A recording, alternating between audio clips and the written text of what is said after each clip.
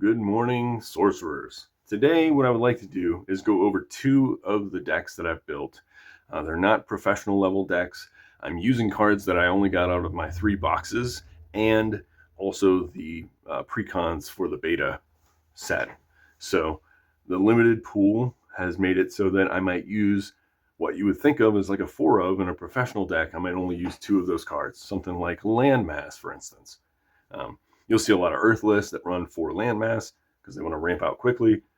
Well, unfortunately, some of my decks only run 2. So you have to forgive those kind of things, but they're sort of balanced to play against each other, and they're more thematic builds based on who the avatar is and what I felt that avatar sort of evoked in a creative sense. I've also made the list available on curiosa.io in case you're interested. After you see these, you can kind of go check them out on that site. And without further ado, I think let's go ahead and get into just 2 of these. The first 2 that we're going to cover are going to be Druid and Sorcerer.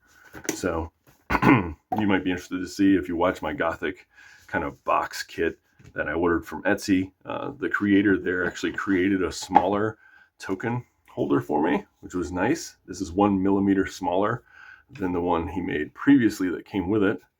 And after he kind of read my review on it, he sent me a smaller one and apologized, but said that sometimes Gothic boxes change in size. And so the tightness and the toughness that I was finding with this one in particular is now eradicated and fixed with this. And this was my own little fix, was like tokens would sometimes fall out of these things, you know. So I just put these little packing peanuts in, and they hold everything really well. It's great. And I'm really loving this design. I think this is a really cool way to use a Gothic box. So if you want to, you can go check out that video.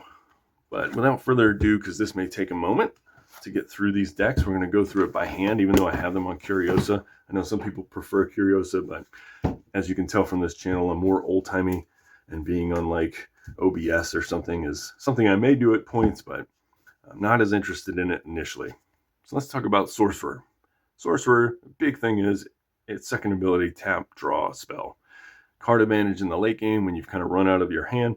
In practice, this is what we experienced when we played these decks this past weekend, me and some friends, one of whom, by the way, Jude, is going to buy a beta box, or has bought one, and is just waiting for it to come in, and we will be opening that on the channel with him. So that's awesome. So the message is spreading. I'm very happy to hear that other people are interested in this game, not just online and in my comments, but also in my actual friend group, because I love it. I do love this game. I'm having a great time with it. I think we'll go over the spells first. Kind of push the Druid over there. By the way, personal favorite for mine, probably Druid. I love Druid. I play Druids in almost every D&D game I play. So, yeah, it's a soft spot for me. So, Searing Truth. Let's go through some spells.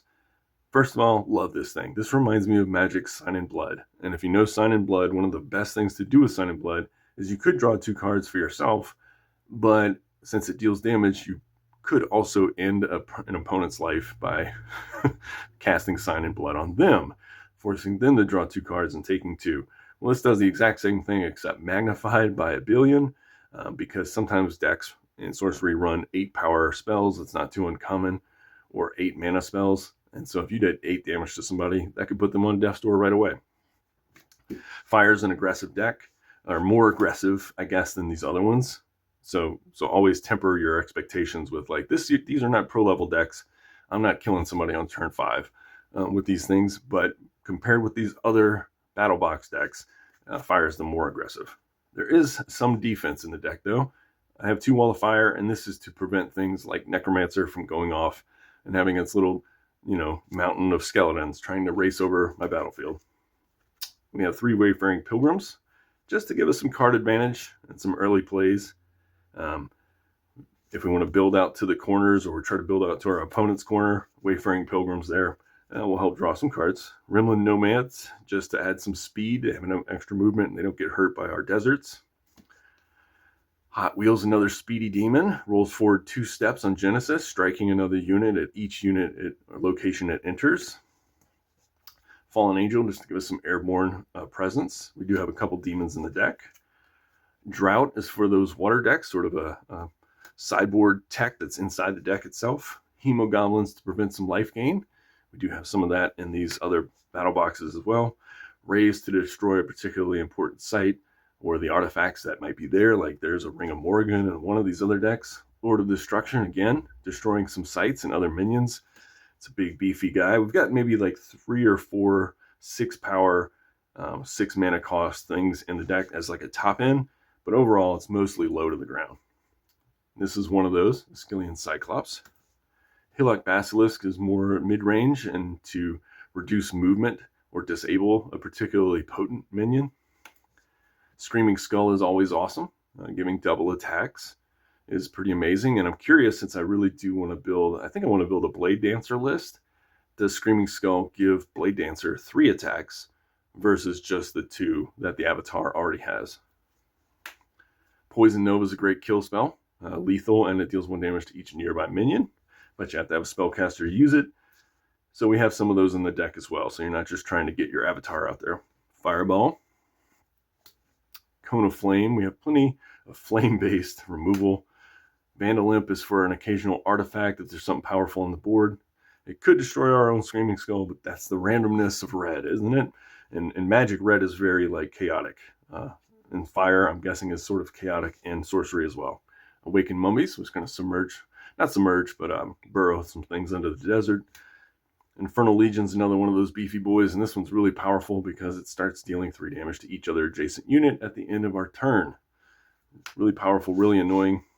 Khamseen Mummy, burrowing, and you may Genesis another desert. Wildfire, some more 3 damage spells. Clay Golem is just something that we can use to, we have 2 detonate cards, which we'll get to. If we want to blow this up, we can get a little bit of card advantage by playing an extra site. Siege Giant is to give us some more range, so we go ahead and throw a weaker ally through the air to a nearby location. Cranky Overseer does some little ping damage. A lot of the things in this deck are ping damage, you'll notice. 1/1/1/1/1. Mad Dash to give us some bonus movement and a little bit of a card draw. It replaces itself, so that's awesome. Cursed Iron, something that in practice hasn't worked as well as I wanted it to. My thought was that if I'm playing against cards like a Ring of Morrigan or something, then I can go ahead and put Cursed Iron, race over to the other side, and lay a Cursed Iron on the ground. But it has not worked out in practice as well as I wanted it to so far. It's kind of sat in hand a lot. Disintegrate, banish a target near my minion. Sometimes you just need to get rid of something. And things like Cone of Flame that only do 3 and 5 aren't going to do enough. Accusations to get rid of a problematic card in the late game or before you want to like kind of go in for your final attack, just to make sure the coast is clear. And I think our last 6 power minion is Carchemish Chimera, which can attack up to 3 units at the same location. Bane Widow, run 2 of these. Love this because this is sort of like a Ravenous Chupacabra and MTG. Sometimes you just need a 4 mana, kill a creature, leave a body behind, and that's exactly what this is. I love it. I'll take that deal all day. And then we have 4 Vile Imp, and that is because they come out early, do some damage, and they do 2 damage to another adjacent unit. So similar to the Bane Widow, they're usually killing something, leaving themselves behind, and that's awesome. Then we have 2 Ascalon Phoenix, and these things don't mind if they get hit by sort of collateral fire damage. In fact, they get more powerful, and that can be really useful. You can actually plan that out. Hit them with a little bit of fire damage. Doesn't matter if they get hit by the major explosion. Shackle Demon is in here just because I was kind of running low on the cards to play. Trying to build 4 decks out of just 3 boxes. It turns out to be a little harder than I thought it might be. But, you know, whatever. It's an elite demon. And it's fine. A spellcaster has to wake it up. So it makes a little fun sub-game. Sacred Scarabs are I love these things. These are some of my favorites. Just being able to blow them up with a desert is great. I've done that where I have them fly in, attack the site. The player doesn't block or intercept because they don't want to blow up everything. And then you just play a desert afterwards and blow the scarabs up yourself. And then they just destroy everything around them. There's a lot of different ways to use them. Mix Ignis to make some of those 6 mana, 7 mana spells a little more palatable. 7 mana being Corpse Explosion, if you need to do some damage late, and the name is just hilarious. Flaming Skull is another spellcaster we have. And Airborne. Then we have 2 Colicky Dragonettes. Cocky Dragonite shoot a projectile. It deals 1 damage. Seems awesome. You would think these things fly, but they don't. They look like they fly. Magic has that problem too. They have creatures with wings, and they don't fly. Minor Explosion. Deal 3 damage to each unit and target location up to 2 steps away. And then 2 Detonates, because there's a couple things, like the Golem we played, the Sacred Scarabs. I think there might be 1 or 2 other things that we don't mind blowing up and destroy a minion or artifact you own or control. It explodes, and dealing 3 damage until each unit at its location. Just really powerful, like with the Scarabs that does 6 damage to everything at the location. Really awesome. Being able to destroy a thing you control, not necessarily own, is great, because what we found is a lot of times in this game you can steal the opponent's artifacts. So there has been a time where I was in control of a really powerful artifact from another deck, and I actually wound up winning before it was even mattered, but my plan was initially to take their own sword, flaming sword or something like that, and blow it up on their side of the board and kill them with it. So that would have been really funny. Now for the lands. Active Volcano just has 2 fire threshold. Saint Walled, death rate abilities here are also Genesis abilities, and that's really awesome for things like the Scarabs. So you can do a lot of damage. You could do 6 damage right away just by playing a Scarab on this site. Boom. Vesuvius, 3 mana you can use to kind of blow this site up and take care of yourself. These are both, I would think, in the strategy of the game, you want to play these sort of forward more on your board. You don't want to really play them on your back line. Leadworks, until your next turn, sites are silenced. This is a great another forward spell. You get to play this out early and like on their side, and enemy avatars lose 1 life for each nearby site they control. Accursed Desert breaks nearby wards. There are plenty of wards in the Templar deck, which we'll show in another video. The one right after this. Road to Perdition. Genesis, target nearby evil gains or loses 1 power this turn. We have that Demon in Shackles, and there's a couple things we might want to do on our side of the board, but mostly this is to take care of like the Necromancer deck, which we'll show in the follow-up video to this. River of Blood. Oh, healing is halved. I love that it's rounded down too. I'm not even being nice about it. Curse Land. Whenever another site is played nearby, its controller loses 2 life. This can be devastating if you play this on the other side of the board before the player has really had a chance to develop. Like if I go site, and then Curse Land right here, and it's just like, what are they going to do? They're going to take 4 or 6 damage just by playing their game. Such a great passive damage dealer. Shifting Sands is wonderful because it can reactivate your nearby deserts. And boy, do we have a lot of deserts. We're going to go over those in a second. Molten Mar. You may cast Hellhounds from your collection. So, as I said, or maybe I didn't say earlier, I was building a collection. I don't have it here. So, just imagine there's some Hellhounds sitting in the 10-card sideboard. So, for deserts, we have Remote Desert. I think we have 15 deserts in total. We have 4 Red Deserts. Everything deals 1 damage to an adjacent to minions atop nearby sites for deserts. So, and I love that it deals to each, because there have been times where I've dealt things to like a little owl and a skeleton all at once, you know, just taking out several different creatures just with 1 playing of a land. It's a really powerful ability in the early game. And then 3 Vast Deserts. And then finally, we have these 2 sort of sideboard cards, but they're in the main deck. Banish up to 3 cards from 1 cemetery on Genesis. So Funeral Pyre, I would think, sees play in competitive, just because there's got to be some reanimator type strategies out there. You tell me in the comments below, though. So without further ado, let's go ahead and hit up Druid. This is my favorite just flavor-wise, because I like I said, I always play Druids in D&D. I don't know why exactly. It is what it is. So I think what we'll do is we'll save the sites and stuff till later. But we've got Druid and his friends Bruin and Tawny. And I know Druid was nerfed, right? Druid was severely nerfed, and people are like, oh, it's not worth it anymore.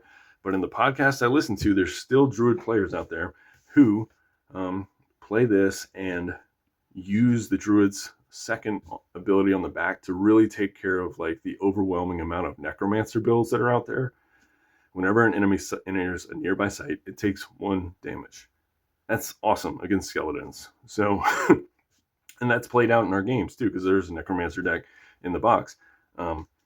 really hard for minions to kind of finally take out the Druid. So that's a really powerful ability, and you get 2 minions on top of it. One of them's an airborne spellcaster. One of them's 4 power, so that's sort of beefy. Like, it's not the most powerful thing in the game, but I do enjoy playing Druid quite a bit. So let's go over some individual cards first. We've got Unravel, destroy all artifacts, undead minions at a location up to 2 steps away. An Onyx Core, because this is an Earth and I think Wind deck.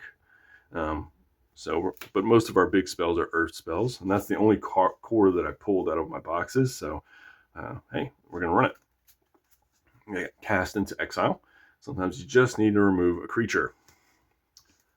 Craterize, super powerful spell. I mean, it's absolutely nuts, and it costs 8 mana to boot, so that makes sense. Waypoint Portal, just to give the Druid minions some flexibility. Choose 2 different sites. This turn, units can move between them as if they were adjacent. Host Eagle, airborne, may carry a weaker allied minion. Again, just to give some more flexibility. Pudge Butcher, to reach across the board and kind of say hello to somebody.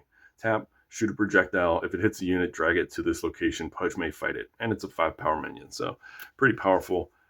We've got a Wyvern. 6 mana, 2 Earth Threshold, 5 power, airborne. It's just a dumb vanilla flying beater, but 5 power is nothing to sniff at. And then Nimbushin, this is really powerful. Airborne, discard a spell, deal 3 damage to another random unit here. And thankfully it has 4 toughness, so I guess it can't hurt itself or can't kill itself. Stone Rain, target a site up 2 steps away, deal 1 damage to everything atop it, repeating for each site in your hand. So that's pretty cool. This could be a pretty phenomenal spell in the right type of deck. Or you can use your Druid to tap and pull a site, and at least it's doing 2 damage at that point. Fade gives an allied minion stealth, and you get to, if it occupies an enemy site, draw a card. I like cards that replace themselves and give you a little buff, so you can cycle through things. Mountain Giant's been a big dumb all-star. Occupies 4 locations. It costs 8 and a ton of Earth Threshold, but when it hits the battlefield, it's really hard to get around. So, Injaro Exorcist, Spellcaster, Genesis, banish target adjacent demon, spirit, or aura. Very powerful, and then there for those niche situations. Autumn Unicorn has been great. I have a foily one, but I'm trying to sell it on TCG Player at the moment. But 3 mana, 4 power. The rate is just good. Duel, an ally fights the target enemy adjacent to it. Roaming Monster, I love the idea of just kind of planting one of these on the enemy's back line just to cause some havoc early. Alvaline Dryads, just provide extra mana. Brown Bears, because it's a Druid deck and he loves bears. Are these good? Probably not, but in this deck, we're running them for fun and for flavor. In addition to these little guys, 1 mana, 2 power beater, Wild Boars. We've got 4 Land Surveyors in this deck. The Druid deck is more about expansion and kind of keeping your hand full of sites. So I enjoy this card quite a bit. Anything that gives me sort of card advantage, card draw on a stick, seems great. Lightning Bolts are fun because they're random. Sometimes it doesn't work out as planned. But if you're trying to take out an enemy avatar, they're on death's door, casting a Lightning Bolt, and just having to roll some dice to see if it actually kills them, it's a fun thing in the game for me. Cloud Spirit, these do work. Airborne movement +2, those things are moving. Ratanus Titan, Genesis, strike each minion here, or enemy. So 7 power, or 6 power, 7 mana, really powerful spell. Rolling Boulder's been an absolute all-star, love it. And with air minions, it's really nice because you can move around a lot and kind of position boulders. I could have one going, horizontally, one vertically, and just like you just make these crazy lines on your battlefield that the enemy must not cross unless they want to get smashed. Landmass, this is one of those cards I'd be running more of if I had the ability to, because if I drew more in my boxes. But I have another Gothic box coming through, so hopefully we'll pull some more of those. Got 2 berries.